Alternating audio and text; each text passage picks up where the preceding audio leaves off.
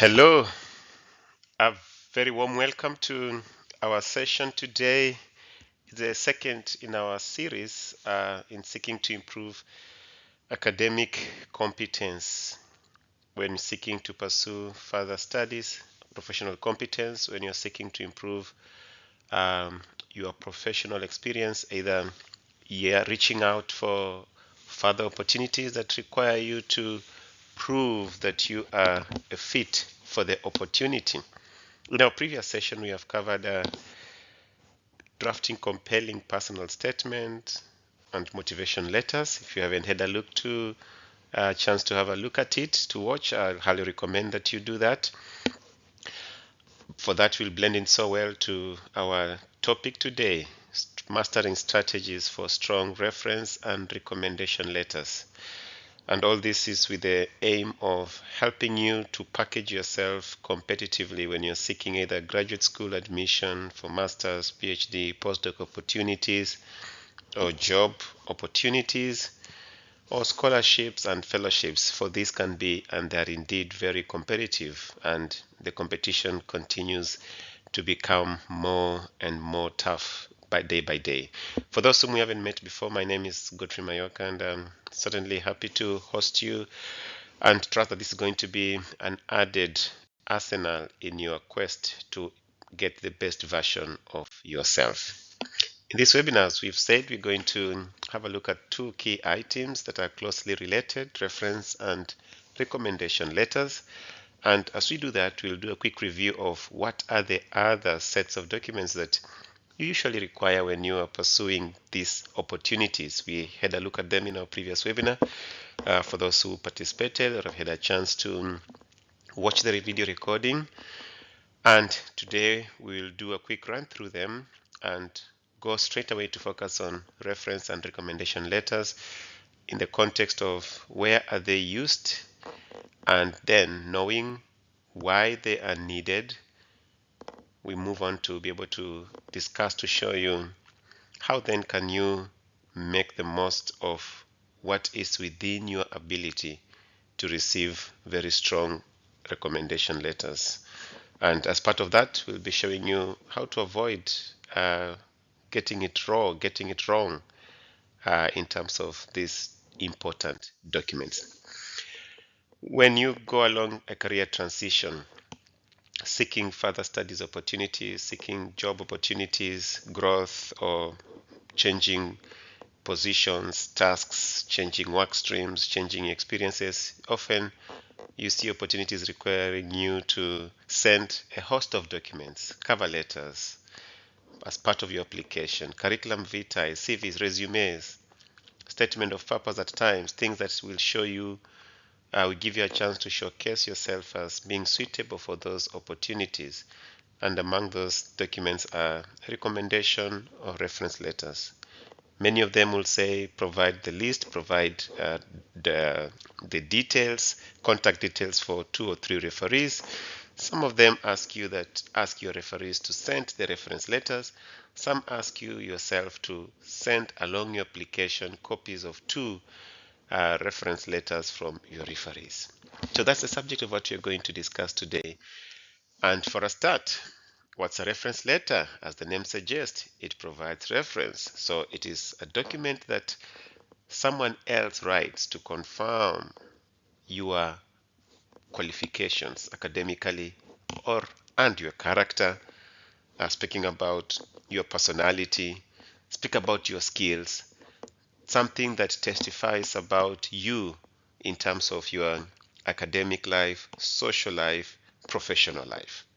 And it will differ, as we shall see, that the contents will depend on what is the context of your journey and what is it that is being required of you in terms of a reference. Is it in an academic space, a professional space?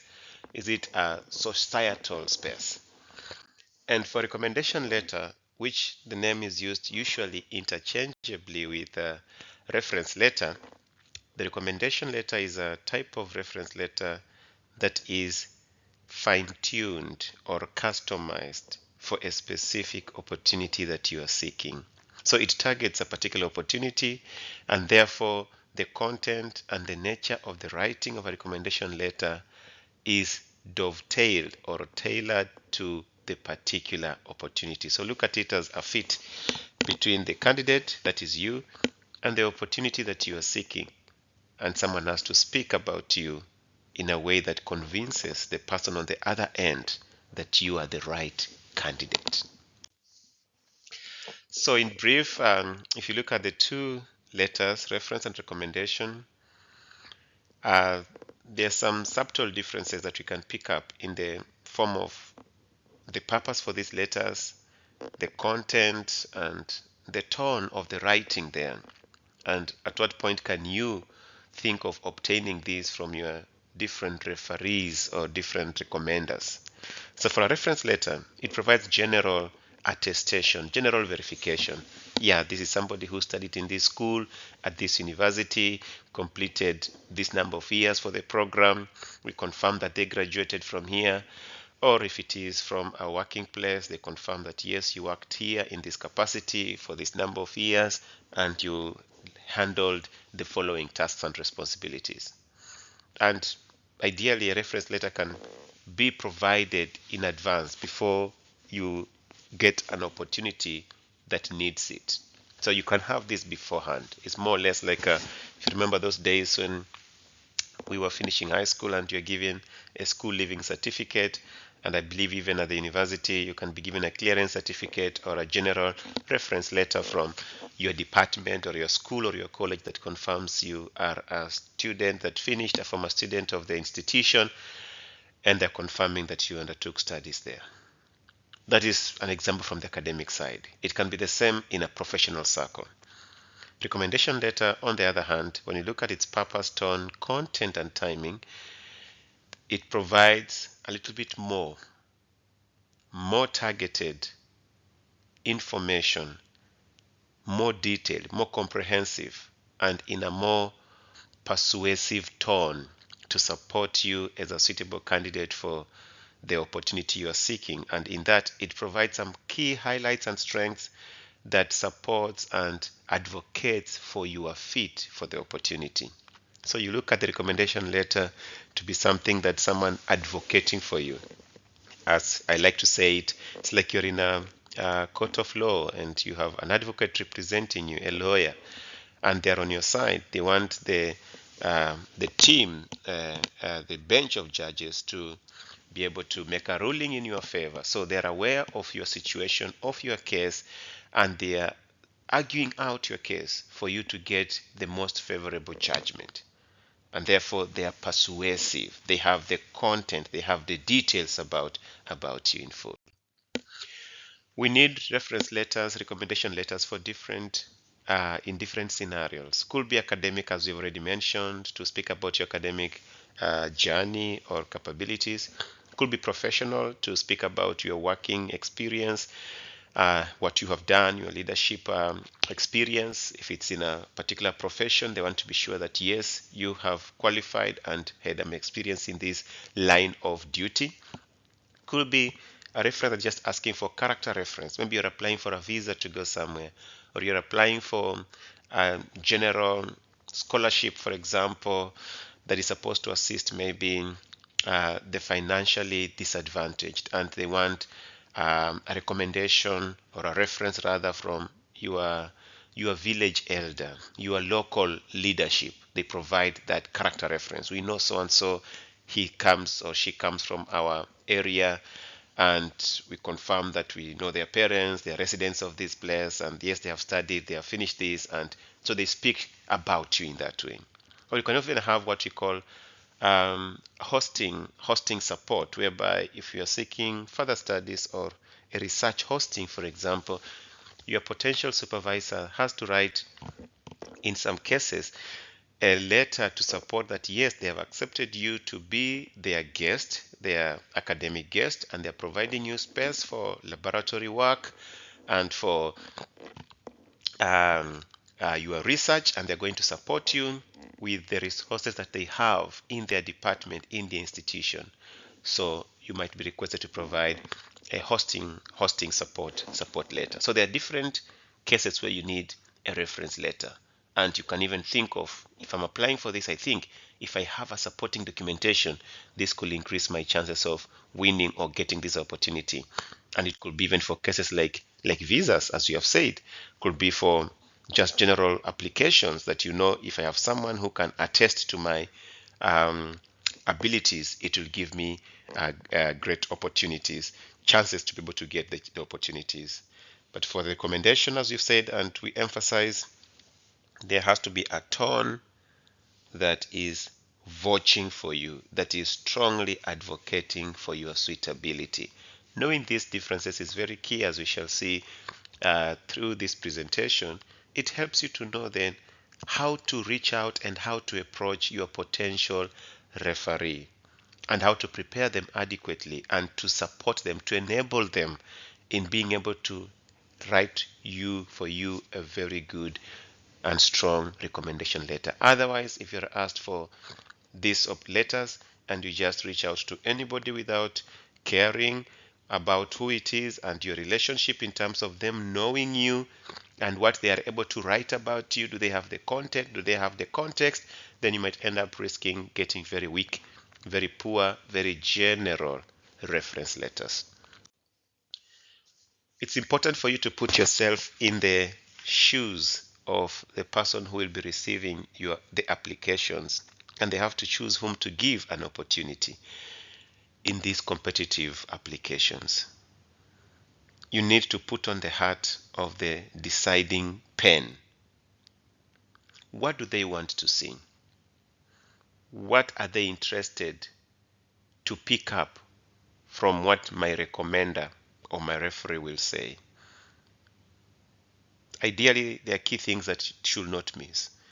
A reviewer or the person that is judging, assessing application will want to know whether someone else can speak about your academic journey, your professional journey, whether someone else can attest to your productivity in terms of having a track record in the context of what that opportunity is seeking, or the potential that that opportunity desires of the applicants. Have you expressed some unique abilities, capabilities that someone else have identified? They are those things that the reviewer must see, and therefore, knowing that, you need to be careful in reaching out to your potential referees. And a referee is not just anybody that comes to your mind because he has a big name, he's a professor somewhere, he's a head of department, he's a managing director. That could be good if they are that, plus having specific traits. And one of the major traits that must be there, must be central across referees, is what I call a relationship.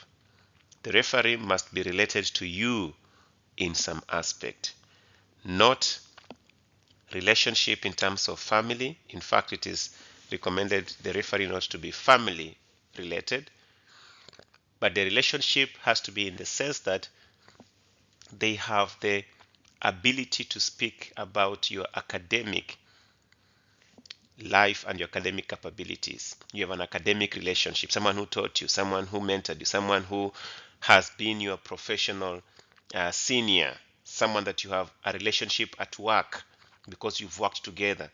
Or if it's a social referee that you need, at times it could be a letter from your church elder or your pastor, or if it's a society, a village elder that needs to speak in a way that shows that they understand you, they know you. So look for someone that you have a relationship with, and knowing that there is specific content that must be articulated in a reference letter, ensure that it is someone who has the ability to highlight key things that the reviewer will want to see and expect of a referee, not generic statements. Relationship is important, and as a matter of advice, it's good as you go along. Of course, as you grow in your academic life, professional life, you start having more and more potential referees. So at any given time, my advice, keep around 3 to 5 referees that you know that if I need a recommendation, a reference, I can be able to reach out to them, and they know about my journey, they know about what I'm doing. If they have forgotten, or it's been long to catch up with them, I can be able to give them a brief recap, update of my career and what I'm applying for, and they can be able to support you being from standing at a informed point of view.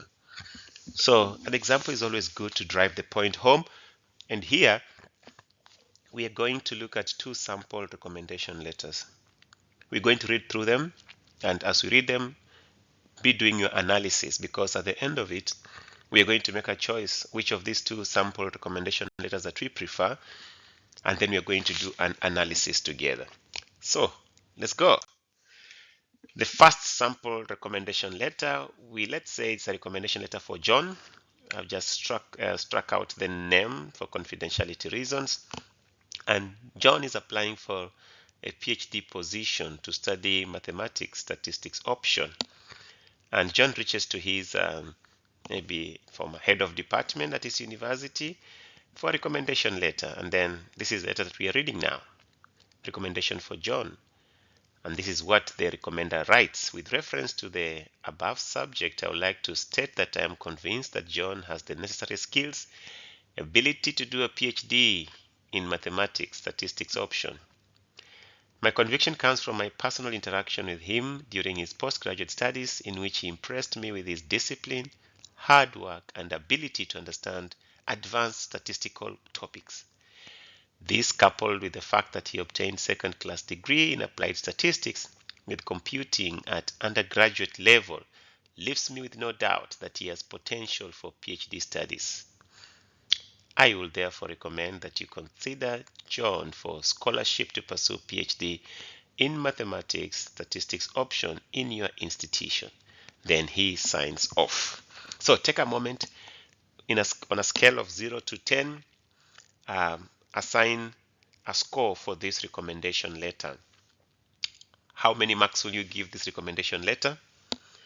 And let's move to sample recommendation letter 2. Let's say the applicant here is Mary, and they have reached out to their recommender. She's also applying for a PhD opportunity, so an admission, and which is being paid for, so PhD fellowship. So just like John, and the recommender here says, Mary has expressed interest in the Trials of Excellence in Southern Africa PhD Fellowship Program, and she has approached me with a request for a letter of recommendation.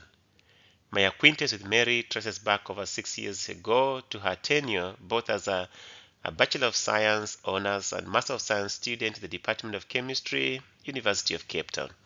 I was involved in mentoring and inducting Mary while she pursued her research projects as I was undertaking my doctorate research work.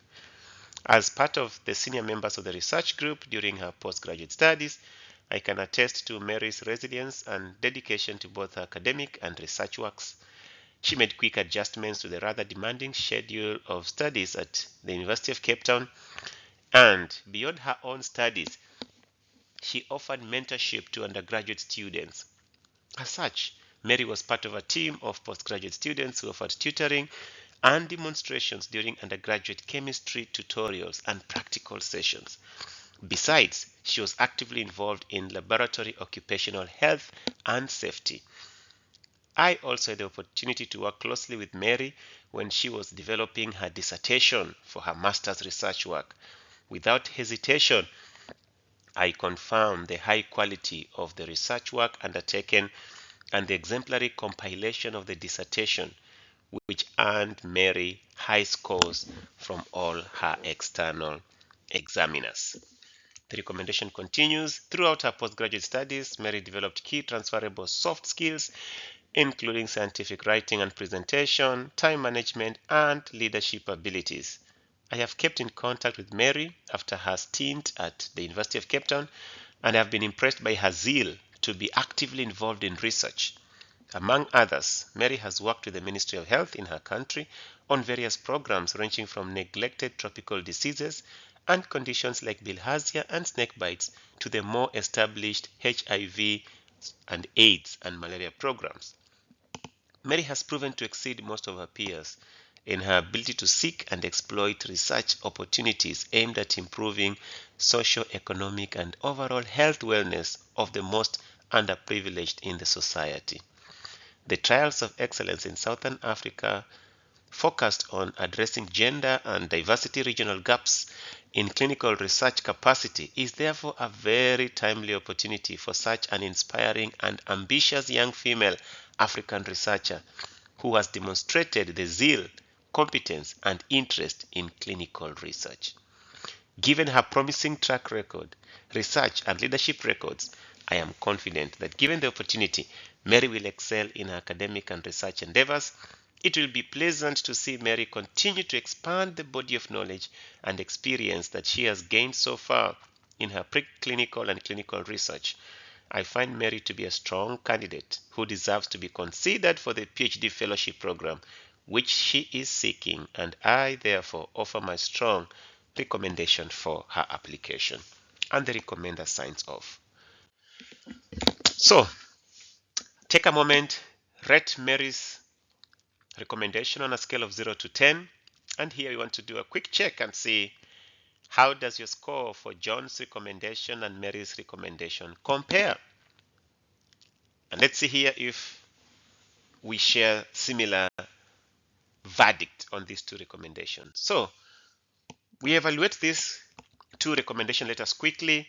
We point out the strengths and the weaknesses that should help you now when you are preparing for your own request for recommendation letters. You now think, how should I approach it? Whom should I approach? Have I equipped them to be able to speak something about me? Let's look at John's recommendation letter.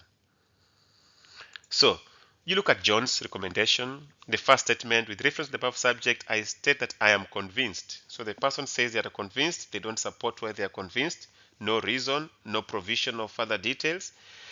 They are saying they have the necessary skills and ability. What are these skills specific to this program? What are the abilities? It is general statement without elaboration. We hoped that this elaboration will come in the second paragraph. But look at the second paragraph. What follows? The conviction comes from personal interaction. They say John impressed them with the discipline, hard work, and his understanding of advanced statistical topics. Not mentioning what are these advanced statistical topics, not contextualizing this hard work and this discipline part of things, goes ahead to say that John did so well at undergraduate and therefore he has no doubt that he can be able to do a PhD. I think that is not convincing enough for a recommendation letter. They are generic statements that could be just written flatly about any general student. This will perhaps go for a reference letter to show that John studied, he finished his previous studies in this institution, and therefore he is able to enroll for further studies based on his qualification. But for a recommendation letter, it needed much more. Let's compare that with Mary's. Mary's recommendation, as you could have picked up, it showed quite a strong relationship between her and the recommender. The recommender starts off by saying my acquaintance, showing where did they meet, where did they get to know each other. Traces the duration, it's over 6 years. That is quite a good time to be able to know someone. Mentioning the environment at the University of Cape Town shows what Mary was doing and what the recommender was doing, and it speaks about a relationship that allows the recommender to provide character reference, where, for example, he speaks about her resilience, dedication, her ability to adjust to a demanding schedule, and then goes ahead to say what Mary has done. Previously, she has tutored, she has offered demonstrations, practical demonstrations to students in the undergraduate curriculum.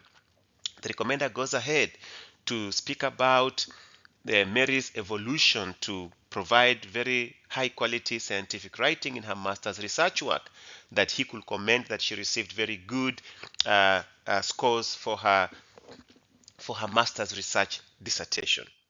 The recommender goes ahead to mention that even after they departed after the University of Cape Town, they have been in touch, meaning that Mary made effort to keep their recommenders, their referees in touch of their progress. And this is something good that you should learn to do. Once in a while, if you have identified referees, Find a way of keeping in touch with them. Just catch up with them once in a while. Could be even just once in 3 months or once in 6 months, whenever it is necessary and possible, depending on your relationship. Let them know how you're progressing in your career so that when a chance comes and you need their support, they are in sync with your career's journey. The referee recommender goes ahead to mention what Mary was doing when she returned to home country, the project that she was doing, the research across malaria, HIV, AIDS, and now brings in the current fellowship that Mary is applying for.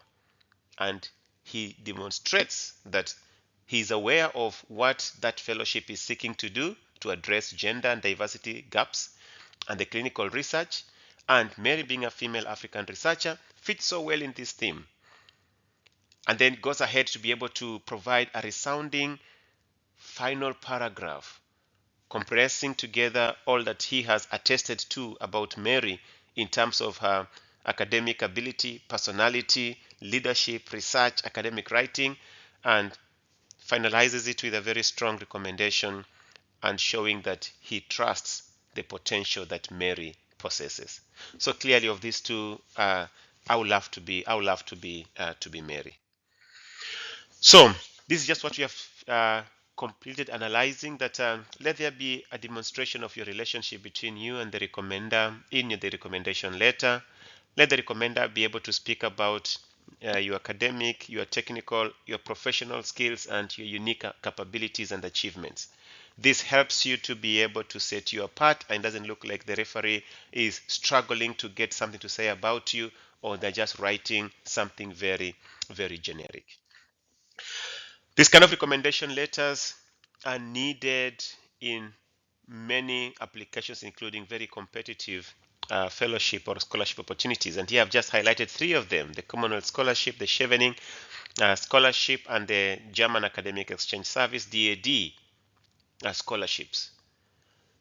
They need recommendation letters to support your applications. Apart from you being a good candidate, apart from you being bright, brilliant, they want to go a further level to see if someone can attest to you, and they ask for specific things to be spoken about you, to be written about you, specific domains. And we want to quickly go through them so that it gives you ideas of what should you anticipate that your referee should be in a position to speak about you.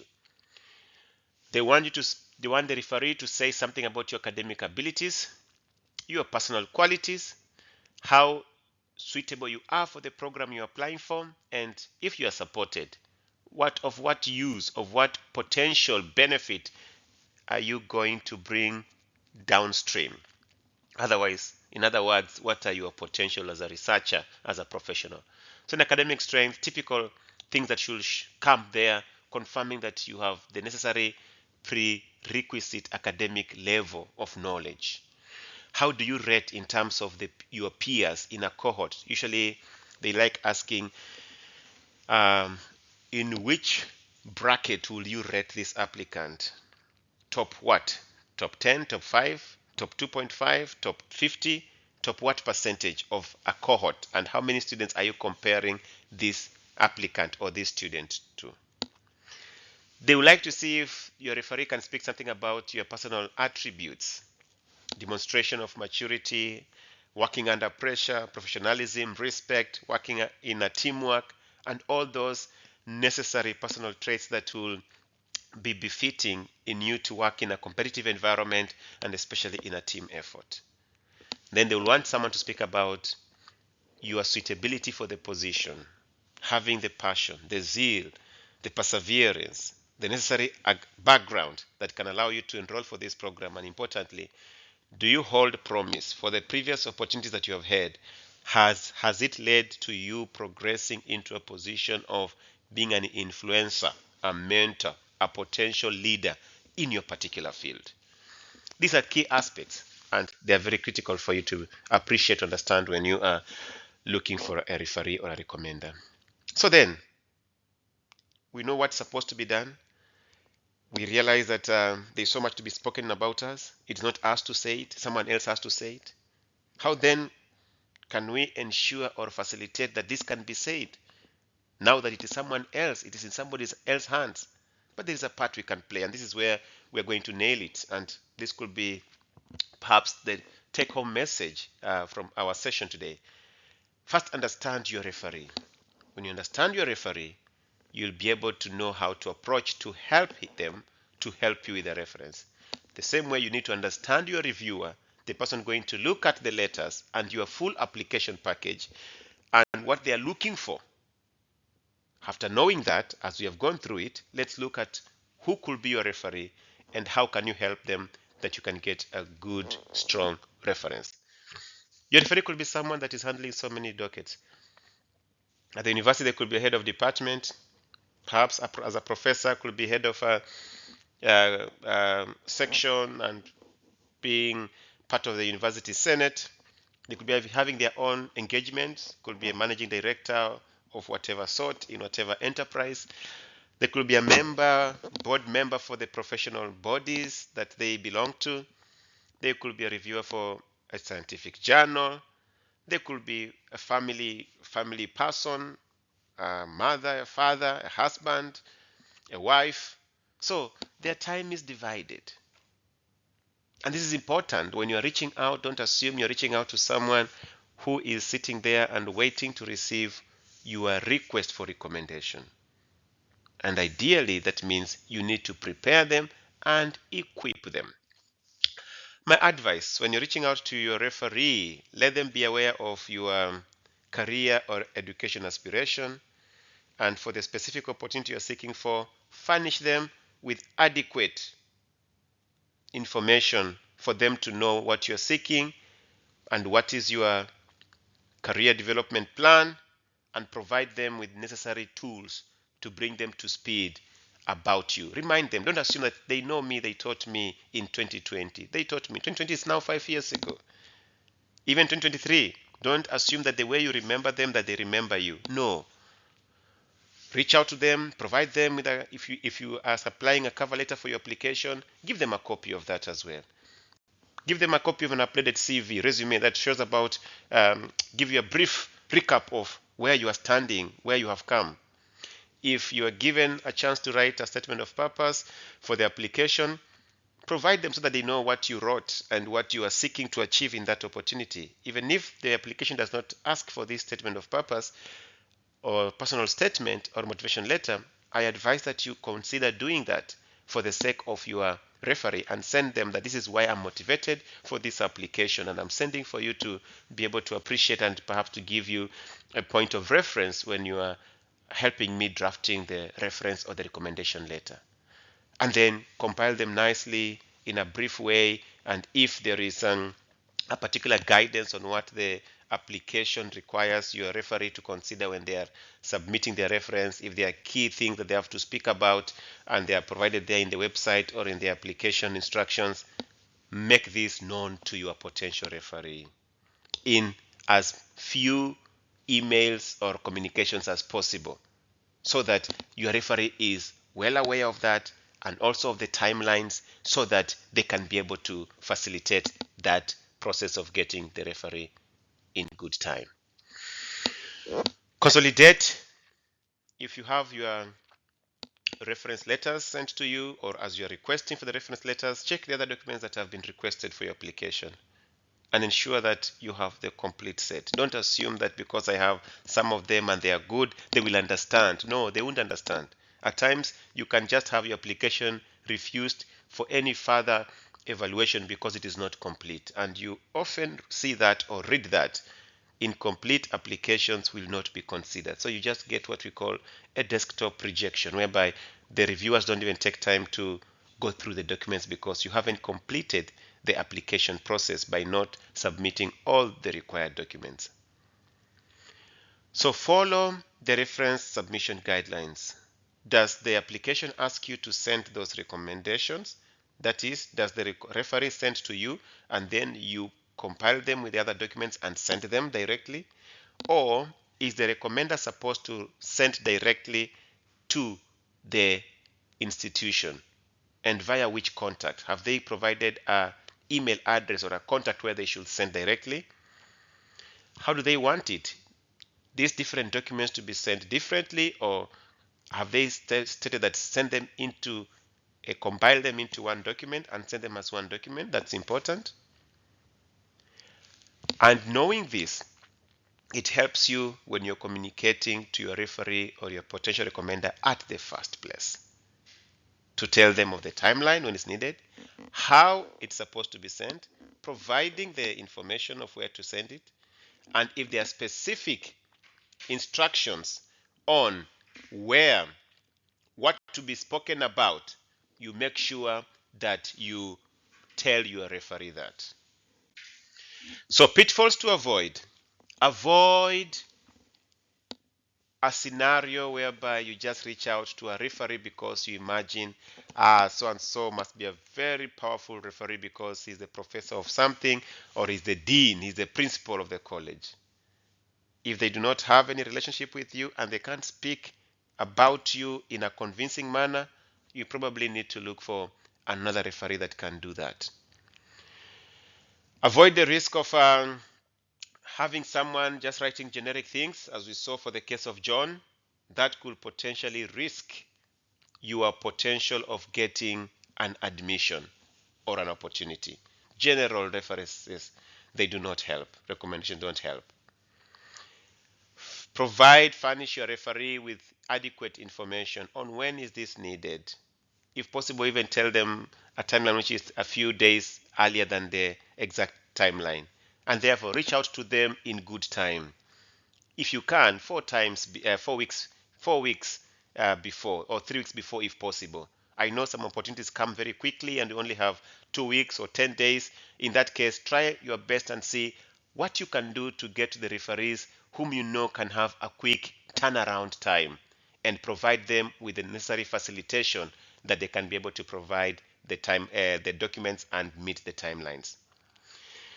You might have a referee that, because they didn't know if there was any specific layout to follow or things to look into, they just provide a general or just a non-specific reference which doesn't speak about you in a strong way, or provide just a wrong format, not following the guidelines. Then you are just ruled out.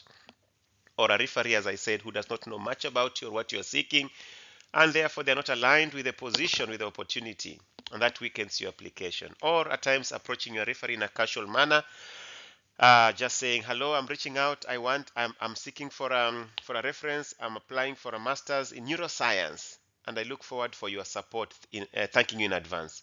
You've not told your referee where is it supposed to be sent, what is being asked for, what have you said in your application that he can or she can be able to support or to harmonize with the potential reference letter.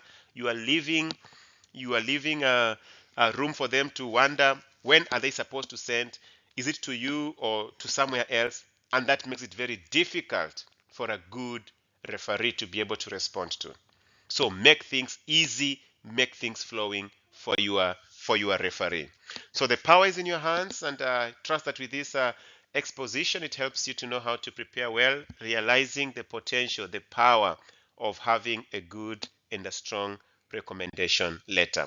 So as we wrap it down, check that you want your recommendation letter to stand out. So put on the lenses of the person reviewing your application. What will they want to see? After doing this, you have run through and you know, oh, I need these referees, they want 2 references. Whom can I reach out to?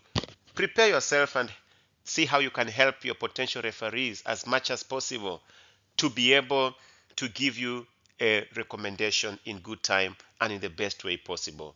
The documents that you can support them to help you with, as we have mentioned, an updated CV, cover letter, motivation letter, or personal statement saying why you are interested in the opportunity, and then what's your career ambition.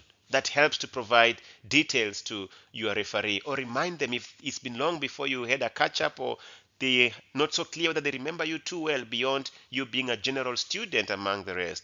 Have something that can help your referee to remember you. Support them with those documents, guide them appropriately, apply appropriate follow-up etiquette. When the time is gone, 2 weeks gone, or just follow up, gentlemen, dear madam, dear sir, writing to remind, to check on the progress of the reference letter. Kindly, it's supposed to be sent by this date and to this email address, or it's supposed to be uploaded in the system. This is the link to the system, something like that. Help and facilitate them. Don't assume that they will do the follow-up by themselves. Remember, the life of your referee, it is characterized by multiple obligations. Check your submission checklist that you do not submit incomplete applications. So I trust that this helps you and that you'll be prepared to be able to do your best. And it's your turn to do some questions. Feel free, after watching, drop some comments there. And if there are any other topics that can help you to improve your academic competence, professional competence in terms of scientific scholarly writing, feel free to reach out to us. These are the details. Visit the website and let us support you in your journey. And thank you that you could tune in. I trust that this has been a help to you.